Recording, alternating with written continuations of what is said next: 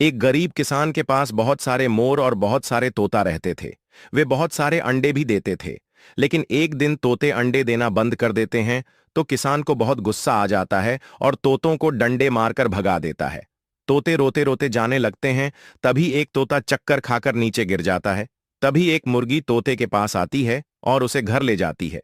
तोता सारी बात बताता है। फिर दयालु मुर्गी तोते को अंडे वाली दवाई पीला देती है। फिर तोता बहुत सारे अंडे देता है और रोने लगता है। फिर लाइक सब्सक्राइब नहीं किया।